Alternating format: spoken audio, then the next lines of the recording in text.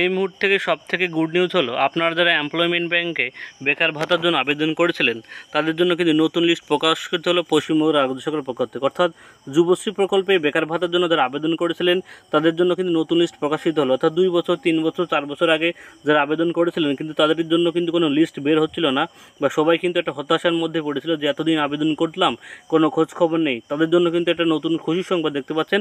আমরা কিন্তু এখন যুবশ্রী প্রকল্পের অফিসিয়াল ওয়েবসাইট আছে এমপ্লয়মেন্ট ব্যাংকে, ঠিক আছে, অফিসিয়াল ওয়েবসাইট দেখতে পাচ্ছেন। এখানে কিন্তু জল করছে নিউ লেখা দেখতে পাচ্ছেন, new Yuvashree new waiting list, অর্থাৎ নতুন লিস্ট প্রকাশিত হলো। এখানে ক্লিক করে আমরা কিন্তু সেই নতুন লিস্টটা কিন্তু ডাউনলোড করে নিলাম, ঠিক আছে। নতুন লিস্ট ডাউনলোড করে এখানে একটু ওয়েট করুন, নতুন লিস্ট ডাউনলোড হয়ে গেল। নতুন লিস্ট আপনারা কিন্তু এইভাবে আপনাদের মোবাইলে বা কম্পিউটারের মাধ্যমে নতুন লিস্ট ডাউনলোড করে নিতে পারবেন। আমি ডেসক্রিপশন বক্সে অফিসিয়াল ওয়েবসাইটে লিঙ্ক দিয়ে দেবো, ঠিক আছে। এখানে আসার পর আপনারা কীভাবে নাম চেক করেন, ঠিক আছে। এখানে দেখতে পাচ্ছেন, এখানে আসার পর এখানে যে সার্চ বাটন আছে, এখানে সার্চ বাটনে যার নাম আপনি সার্চ করবেন তার নাম লিখে সার্চ করার সাথে সাথে কিন্তু তার নামটা হাইলাইট হয়ে যাবে, ঠিক আছে। এভাবে কিন্তু পশ্চিমবঙ্গের প্রত্যেকটা জেলার কিন্তু বহু ছাত্রছাত্রীদের কিন্তু নাম এখানে আছে, ঠিক আছে। লক্ষ লক্ষ স্টুডেন্টের নাম কিন্তু এখানে আপনারা পেয়ে যাবেন। আপনাদের নাম কিন্তু এভাবে সার্চ করে আপনি দেখে নিতে পারবেন, ঠিক আছে। অর্থাৎ এখানে কিন্তু তাদের নাম দেখাবে, ঠিক আছে। অর্থাৎ তাদের কিন্তু এনরোলমেন্ট আইডি নাম্বার দেখাবে, তাদের ডিস্ট্রিক্ট দেখাবে এবং তাদের কিন্তু সাব ডিভিশনটা কিন্তু এখানে দেখাবে, ঠিক আছে। আপনারা কিন্তু এইভাবে কিন্তু প্রত্যেকেই আপনাদের নাম চেক করে নেবেন। এবং এখানে যাদের নাম এসছে, ঠিক আছে, তাদের কিন্তু অ্যানেক্সার 2 এবং অ্যানেক্সার 1 এবং অ্যানেক্সার 2 তাদের কিন্তু সেই ফর্মটা ফিল আপ করতে হবে। আর যাদের নাম আসেনি তাদের জন্য কিন্তু কিছুদিন পরে আবার একটা নতুন লিস্ট বের হবে, সেখানে কিন্তু বাদবাকি ছেলেমেয়েদের কিন্তু যারা আবেদন করেছিল তাদের নামটা কিন্তু চলে আসবে, ঠিক আছে। এবার অ্যানেক্সার 2 এবং অ্যানেক্সার 2 ফর্ম ফিল আপ কীভাবে করতে হবে চলুন বিজ্ঞপ্তিটা একটু দেখে নিই। এখানে দেখতে পাচ্ছেন বিশেষ বিজ্ঞপ্তি বলে লেখা আছে, চলুন বিজ্ঞপ্তিটি কী বলা আছে একটু দেখে নিই। বলছে, এত দ্বারা জানানো যাচ্ছে যে যুবশ্রী প্রকল্পে নতুন প্রতীক্ষা তালিকা বা নিউ ওয়েটিং লিস্ট প্রস্তুত করা হয়েছে। উক্ত তালিকায় এমপ্লয়মেন্ট ব্যাংকের ওয়েবসাইট দেখতে পাচ্ছেন employment government of ইন্ড view Yuvashree প্রকল্প ওয়েটিং লিস্ট লিঙ্কটি যে পাওয়া যাবে।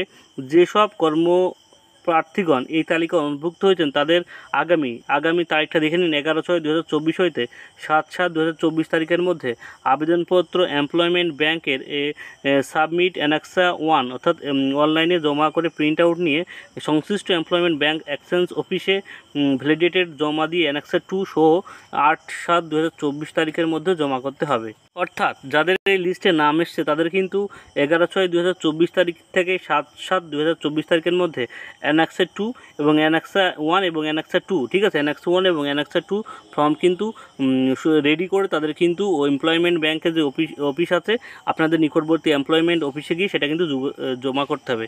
এবার দেখেন অ্যানেক্সা 2 যে ফর্মটা, অ্যানেক্সা 2 যে ফর্মটা আপনারা কিন্তু অনলাইনের মাধ্যমে ফিল আপ করবেন। আপনাদের ব্যাংকের ডিটেলস কিন্তু সেখানে জমা দিতে হবে, ঠিক আছে। আপনার ব্যাংকের নাম, কোন ব্যাংকে বই, তার আইএফসি কোড, ঠিক আছে। এখানে কিন্তু নতুন একটা ওয়েবসাইটের লিঙ্ক কিন্তু সেই তারিখের মধ্যে অর্থাৎ 11/6 কিন্তু আপনারা কিন্তু সেই তারিখে কিন্তু আপনারা কিন্তু পেয়ে যাবেন। অর্থাৎ এই জুন মাসের 11 তারিখে কিন্তু নতুন একটা লিঙ্ক কিন্তু আপনারা যে অফিসিয়াল ওয়েবসাইট দেখতে পাচ্ছেন এখানে কিন্তু নতুন একটা লিঙ্ক কিন্তু সেখানে চলে আসবে। সেখানে কিন্তু আপনার ডিটেলস কিন্তু অর্থাৎ আপনার ব্যাংকের ডিটেলস কিন্তু আপনি ফিল আপ করবেন, ঠিক আছে, অনলাইনের মাধ্যমে আপনি ফিল আপ করবেন। এরপর অ্যানেক্সা 2 ফিল আপ করার পর আপনাকে অ্যানেক্সা 1 ফিল আপ করার পর, ঠিক আছে, অনলাইনে কিন্তু আপনাকে অ্যানেক্সা 1 ফিল আপ করতে হবে, তারপরে কিন্তু অফলাইনে কিন্তু অ্যানেক্সা 2 ফিল আপ করতে হবে।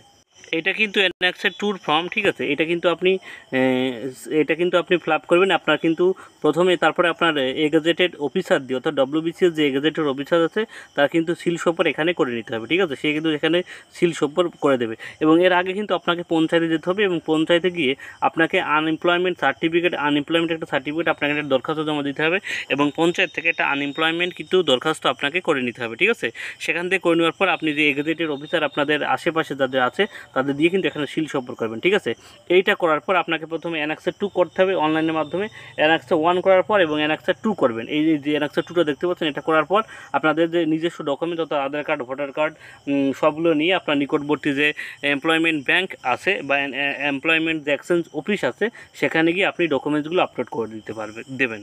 এই কিন্তু যুবশ্রী প্রকল্পের একটা নতুন আপডেট, অর্থাৎ খুবই কিন্তু ইম্পর্টেন্ট আপনাদের জন্য। যারা এমপ্লয়মেন্ট ব্যাংকে আবেদন করেছিলেন তারা অবশ্যই, যে তারিখটা বলা আছে 11/6/2024 থেকে 7/7/2024 মধ্যে অ্যানেক্সা 1 এবং অ্যানেক্সা 2 ফর্ম ফিল আপ করে আপনার নিকটবর্তী যে অ্যানেক্সা অফিস আছে সেখানে গিয়ে আপনারা কিন্তু ফর্মটা জমা দিয়ে দেবেন। তারপরে কিন্তু আপনি কিন্তু টাকা পাওয়া আপনি কিন্তু পেয়ে যাবেন। ঠিক আছে, এই ভিডিওটি ভালো লাগলে অবশ্যই একটা লাইক কমেন্ট শেয়ার করবেন।